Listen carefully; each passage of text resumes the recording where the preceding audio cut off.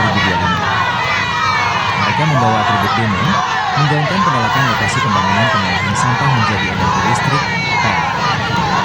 Diketahui, rencana pembangunan PEL berlokasi di Bidang Tempo, Jalan Insinyur Sutami, Kecamatan Tamalangkaya. Para demonstran terus bersorak, tolak, tolak, tolak. Aksi ini mendapat perhatian masyarakat yang melintasi di Jalan HP Petarani. Akibatnya, arus lalu lintas tepat di gedung DPRD Makassar macet. Suara klakson bersaut-sautan juga tak berhenti terdengar. Salah satu demonstran, Haji Sinan, menyampaikan warga di lingkungan Babat, Tamalang, Alamanda, dan Kasia menolak pembangunan PEL di Tamalangkaya. Katanya, masyarakat setempat akan terdampak, baik dari segi lingkungan, kesehatan, pencemaran air, hingga penurunan kualitas hidup masyarakat. Jadi kali